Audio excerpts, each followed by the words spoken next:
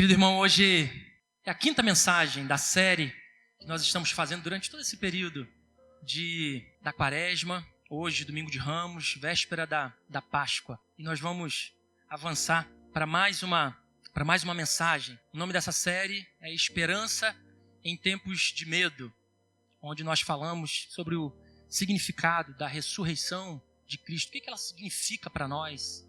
E qual é o significado da Páscoa para a minha vida e para a sua vida? Abra sua Bíblia no livro de 2 Coríntios, segunda carta de Paulo aos Coríntios, no capítulo 12. 2 Coríntios, capítulo 12, e vamos ler apenas 2 versículos, o verso 9 e o verso 10. 2 Coríntios 12, 9 e 10. Então ele me disse: a minha graça te basta, porque o poder se aperfeiçoa na fraqueza. De boa vontade, pois, mais me gloriarei nas fraquezas, para que sobre mim repouse o poder de Cristo. Pelo que sinto prazer nas fraquezas, nas injúrias, nas necessidades, nas perseguições, nas angústias por amor de Cristo. Leia comigo, porque quando sou fraco, então é que sou forte. Quando o apóstolo Paulo escreve a sua carta, a sua segunda carta aos Coríntios, alguns irmãos começaram a colocar em xeque, começaram a duvidar e dizer assim: quem é esse homem aí para escrever algumas cartas? Como assim? Ele se diz apóstolo, mas que apóstolo é esse? Que autoridade apostólica ele tem para chegar aqui se anunciando como um apóstolo de Cristo?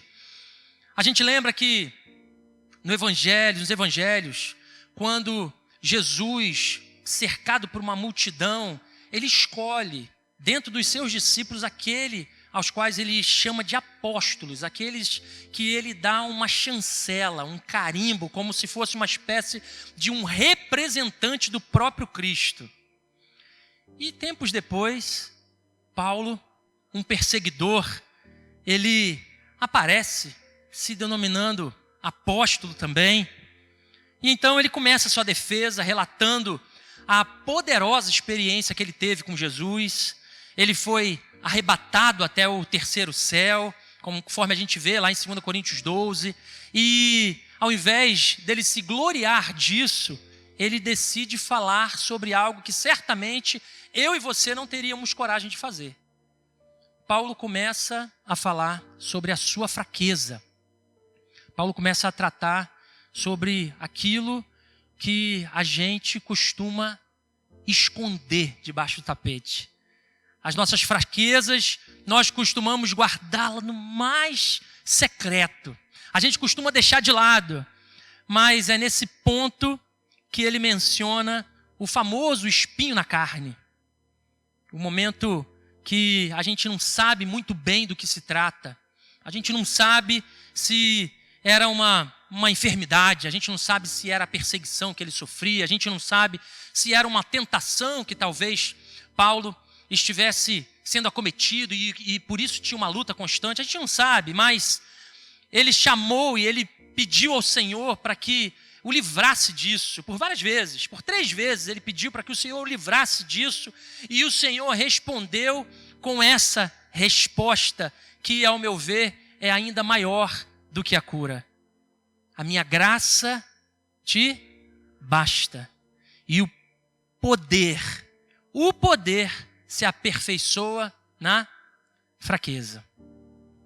Paulo então continua sua declaração: de boa vontade, pois mais me gloriarei nas fraquezas, para que sobre mim repouse o poder de Cristo, porque quando eu sou fraco, eu sou forte. Ou seja, por isso eu vou me gloriar nas minhas fraquezas, porque se é na fraqueza que o Senhor se faz presente, então eu quero mostrar as minhas fraquezas para que o Senhor se faça presente na minha vida.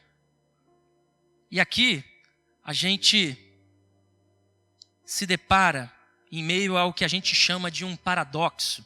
Um paradoxo é uma afirmação contraditória, uma afirmação que eu possa fazer que à primeira vista você não enxergue muito sentido no que eu falo. Talvez ela só faça sentido quando você para pensar mais profundamente. E qual é o paradoxo que Jesus apresenta? O paradoxo de Jesus é o seguinte: é que não é pela ausência do sofrimento que a força do cristão é revelada. Não é apenas por isso, mas é pela maneira, pela forma como o cristão permanece diante dessas lutas. Mesmo quando o mundo parece desabar, mesmo quando tudo de mal acontece, mesmo quando você é assolado pelo problema, pelas situações, pelo caos, é a forma como você permanece diante disso que vai revestir de você do poder do Senhor. O que a gente acabou de ver aqui, essa representação que a gente acabou de ver, é um momento que eu considero o mais marcante da história humana, a ressurreição de Jesus. Quando a gente olha para esse fato, quando a gente olha para essa simples representação, é impossível a gente não sentir algo diferente no coração. Quando a gente olha para essa cruz e vê um homem pregado, mesmo em uma representação tão simples, é impossível a gente ficar indiferente. Isso não é simplesmente pelo fato de um homem ter voltado à vida, que a ressurreição em si, ela traz significado para nós. Obviamente que a história não vê e nunca viu mais alguém voltar dessa forma, né? A vida. E isso de fato é estrondoso, isso é admirável. Mas não é isso. Quando nós olhamos para a ressurreição, a gente entende uma forma de olhar para o mundo e viver nele. Quando nós olhamos para a ressurreição, nós entendemos que há uma mudança importante na maneira como nós vivemos e na maneira como nós vivemos e enfrentamos as dificuldades da nossa vida. Quando nós lemos o livro de Êxodo, Deuteronômio, nós nos deparamos com um personagem central desses livros, que era Moisés. Quando ele subia a montanha, o Monte Sinai, né, o Monte Horebe, também chamado assim, e depois de um tempo onde o Senhor falava diretamente com ele, Moisés desce com algo que era novidade para aquela época. 10 mandamentos, leis. Naquele tempo, o povo não vivia como nós vivemos hoje, em torno das leis. E ele desce com esse mandamento, e esse momento na história ele é muito significativo, porque a partir desse ponto, Deus estava criando uma nação. E essa nação deveria seguir e viver do modo que o mundo pudesse olhar para eles e ver a glória de Deus através deles. Esse era o objetivo inicial dos 10 mandamentos. Era criar nas nações vizinhas um modelo de nação. As nações deveriam olhar para Israel e admirar, através dos seus procedimentos e através da ação direta de Deus, quem é o Deus Criador Todo-Poderoso, o Deus Yahvé. Mais tarde, já no Novo Testamento, nós lemos no Evangelho de Lucas que Jesus também subiu uma montanha. E quando ele sobe essa montanha, assim como Moisés, ele também foi encontrar-se com Deus nessa montanha.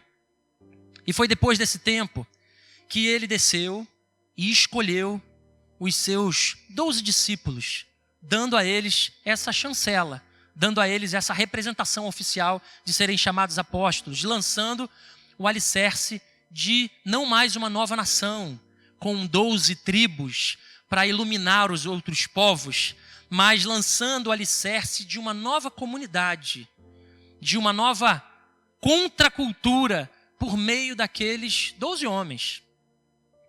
Mais uma vez, Deus estava criando na sociedade humana uma alternativa para que a nação e aqueles que estivessem à volta e os outros povos pudessem olhar para aquela gente e vissem a direção de Deus. E a partir daí, Jesus começa a falar não mais sobre uma nação, mas sobre um reino. E o que isso difere um do outro? Quando a gente fala assim, o que é uma nação e o que é um reino? Quando nós falamos de nação, nós falamos de um povo, nós falamos de um país estabelecido, de pessoas, mas quando nós falamos de reino, nós falamos de uma administração, nós falamos de um governo, nós falamos de alguém que tem o domínio sobre esse povo, sobre essa nação, e isso tem muito significado. Jesus aponta para uma nação, não mais para uma nação, mas para um reino. E o que é esse reino? Jesus aponta para um novo jeito de ser, uma forma que os valores, eles agora são bem distantes daqueles valores que o mundo atual, o mundo daquela época tocava. Por exemplo, enquanto o mundo olhava para coisas boas e classificava elas como riqueza, como poder, sucesso, conforto, elogios, reconhecimento, Jesus mostra um reino onde os valores desse reino são consideradas coisas difíceis de fazer. Jesus fala sobre a fragilidade, sobre a fome, sobre privação, sobre perda, sobre ódio, sobre exclusão. E nessa lista de valores que Jesus começa a citar lá em Lucas, eu fico imaginando como é que os ouvintes não ficaram perplexos, falando assim, peraí, que reino é esse? Que reino é esse que só está falando de coisa de choro, de ódio das outras pessoas, de sofrimento? Que reino é esse? Será que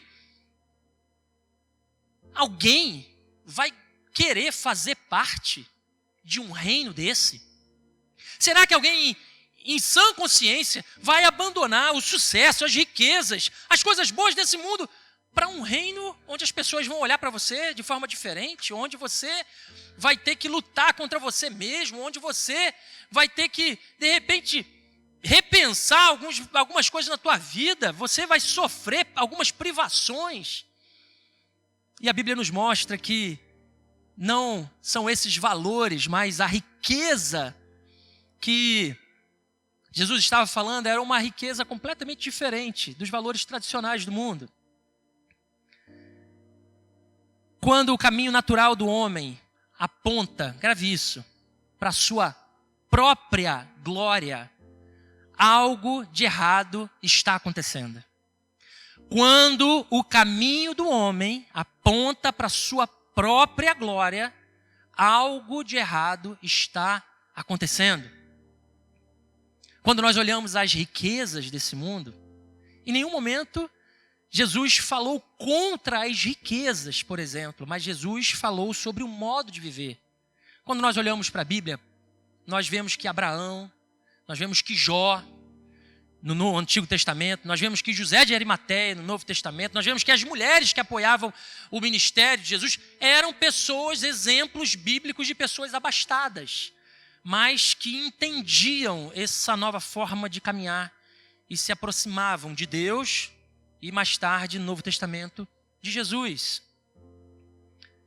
Jesus apresentava uma matemática diferente, uma matemática do reino, uma matemática onde, enquanto o mundo valoriza o acúmulo de riquezas e poder, Jesus nos ensina que é dando que se recebe. É isso que ele diz lá em Lucas 6, que o último será o primeiro, que para viver é preciso morrer, renunciar. Que o maior é o servo de todos. E essa matemática, eu quero mostrar para você hoje. Ela nos convida a analisar o verdadeiro valor das coisas. E nesse sentido, eu quero entender com você o valor que a graça do Senhor tem ou pode ter na sua vida. O valor que a graça que Cristo oferece pode ter e mostrar que ela é muito mais importante do que qualquer um desses outros valores para você que deseja ter uma vida plena. No entanto, quando eu falo isso, existe o que eu ouso chamar de um contra-ataque. O mundo também, ele vendo os valores que Jesus apresenta, valores tão contraditórios para o modo de ser, que a gente identifica até hoje, o mundo faz uma espécie de contra-ataque. O mundo fala o seguinte: olha só, é verdade, a gente está vivendo muito para o nosso trabalho, a gente está vivendo muito para as nossas riquezas, a gente está vivendo muito para os nossos valores, as pessoas de fato estão buscando mais do que elas podem ter. Então, seja gentil com todos. Então, recicle o lixo, tenha uma horta orgânica no seu quintal, faça um balanço para o seu filho de se divertir. Coloque o pé na terra, saia um sábado, tenha uma vida normal, faça uma trilha no final de semana, tenha menos coisas para fazer, uma vida de mais experiências para viver, valorize a simplicidade, medite, respire fundo, viva o momento. Tudo isso, meu irmão e minha irmã, pode soar muito bonito, mas isso não é evangelho e isso em si não é presença do Senhor. Não é. Elas podem parecer bênçãos de Deus. E eu não quero aqui dizer que isso é mal. Pelo contrário, isso é bom. É muito bom quando a gente investe tempo nos nossos filhos. Quando a gente coloca o pé no chão. Quando a gente toma banho de rio. Mas isso não é evangelho. Não é isso que traz vida plena para o homem. Essa é uma espécie de segunda camada no engano que o mundo pode tentar mostrar para você.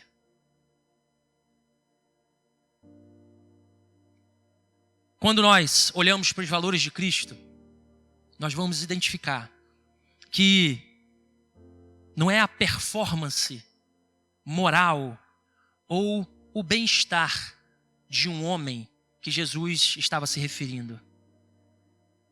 Jesus espera de mim, de você, arrependimento. O que separa o homem de Deus não é o seu trabalho, não são as suas virtudes, não é a sua riqueza, não é a sua pobreza, não é o seu modo de viver tão somente, mas o que separa Deus do homem é o pecado. E no centro dessa separação do homem existe uma cruz. No meio da distância que o homem pode estabelecer entre ele e Deus, o Senhor, o próprio Deus, estabeleceu uma cruz. E no centro do evangelho do Senhor, essa cruz está. Só que essa cruz está vazia. E ela está vazia porque aquele que foi crucificado, ele está vivo. Ele venceu essa cruz. E é por causa dele, e só por causa dele, que nós temos a esperança em meio ao sofrimento. É impossível hoje nós vivermos a nossa vida sem provarmos da frustração. Infelizmente, é impossível nós vivermos a nossa vida comum sem provarmos do sofrimento. É impossível vivermos a nossa vida sem provar das agruras, dos problemas que nós passamos, problemas familiares, problemas relacionais, problemas emocionais. Mas existe algo, existe uma solução.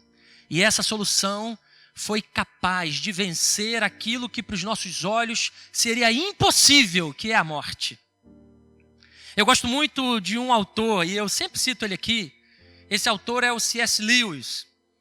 Eu gosto muito dos escritos dele e eu lembrei de um trecho de um livro que também é um livro muito conhecido, Cristianismo Puro e Simples, que ele fala o seguinte, preste atenção aqui. Esse é o princípio que rege a vida inteira, do começo ao fim. Entregue-se. Abra mão do seu eu e você vai encontrar a verdade. Põe a sua vida a perder e você acabará por salvá-la. Submeta-se à morte diária de suas ambições, dos seus principais desejos e também à morte de todo o seu corpo no final. Submeta-se com cada fibra do seu ser, então você vai encontrar a vida eterna. Não guarde nada para si. Nada de que você não tenha aberto mão de verdade será realmente seu. Nada em você que não tenha morrido será ressuscitado dos mortos se você buscar a si mesmo. Só o que irá encontrar, no fim das contas, é o ódio, a solidão, o desespero, a ira, a ruína e a decepção. Mas se você buscar a Cristo, você vai encontrá-lo e junto com ele todas as demais coisas. Meu irmão, grave o que eu quero falar para você essa noite. A mensagem é muito simples. Talvez você possa não ter entendido ainda o que eu de fato quero te dizer, mas independente do sofrimento que você esteja passando hoje, se a sua vida se encontra num extremo, como nós falamos, ou se de repente você tem ouvido conselhos, terapias, mantras, atitudes éticas, fidelidade moral, a diferença do Evangelho de Cristo é que Jesus se propõe a entrar na sua dor com você. Diferente do que o remédio talvez possa te causar. Que ele estanca, ele corta, ele te deixa a par dos seus problemas, do que o seu coração tem sentido. Mas ele não é capaz de entrar no seu coração e te dar a cura verdadeira. A diferença, quando nós andamos com o Senhor, é que ele assume a nossa fraqueza. Ele carrega o nosso fardo, ele carrega as nossas dores, ele carrega os nossos problemas. E ele essa noite quer te dizer mais uma vez: a minha graça te basta, porque o meu poder se aperfeiçoa nessa fraqueza. Interessante que um texto muito conhecido, que é o texto do Evangelho de João, no capítulo 14, no verso 6, Jesus se apresenta, e ele se apresenta com um trecho que nós falamos aqui, inclusive. Ele diz que eu sou o caminho, diga comigo, a verdade e a vida. Ninguém vem ao Pai a não ser por mim, se não for por mim. Repare que quando Jesus afirma isso, ele não diz, ninguém vai ao Pai. Ele diz, ninguém vem ao Pai. O que Jesus estava mostrando naquele instante é que Jesus não é uma forma de viver. Assim como outros sábios que tem por aí, que levantam filosofias e falam assim, eu tenho uma nova proposta, faça isso, faça aquilo, siga por esse caminho. Não! O que ele estava dizendo é que ele é o próprio Deus, ele é o próprio Deus. Ninguém vem ao Pai se não for por mim. Ninguém vem ao Pai se não for por mim, e é através do poder de Jesus que você, meu irmão e minha irmã, pode viver uma nova vida. Eu comecei dizendo aqui que não são as coisas boas da vida e nem mesmo os sofrimentos, mas é a forma como a gente vive a nossa vida. É a forma como a gente encara os nossos problemas. Por isso, meu irmão, nós temos uma esperança, e a esperança diante do seu sofrimento é saber que Cristo já venceu o pior que o mundo podia oferecer. Ele já venceu. Se o seu sofrimento hoje dói no seu coração, tenha certeza que o Senhor, Ele já venceu aquilo que vai muito além do seu sofrimento. E se Cristo ressuscitou, nós também ressuscitaremos com Ele. É isso que diz a palavra do Senhor em 1 Coríntios 15, de 20 a 22. Se Ele venceu, nós também venceremos. Se Ele sofreu e foi glorificado, também seremos glorificados com Ele. Então, minha irmã e meu irmão e minha irmã, se você chegou hoje aqui talvez sofrendo por alguma coisa, e talvez não seja uma dor física, talvez você esteja lutando com algo que parece ser insuportável na sua vida, com situações que parecem insolúveis, talvez ouvindo vozes, talvez ouvindo o seu coração dizendo que você não vai aguentar. Ouça a doce voz do Senhor dizendo para você essa noite: a minha graça te basta. Solange, a graça do Senhor basta na sua vida. Leide, a graça do Senhor te basta. Segundo, a graça do Senhor te basta, meu irmão. A graça do Senhor é suficiente. A graça do Senhor é poderosa. A ressurreição de Cristo é o selo da nossa vitória. Existe uma esperança. E no seu sofrimento, a sua esperança e a minha está em Jesus. E é por meio dessa vitória que você pode declarar a plenos pulmões que quando eu sou fraco, então eu sou forte. Então eu sou forte. A cruz é o símbolo da esperança que temos diante de todo sofrimento.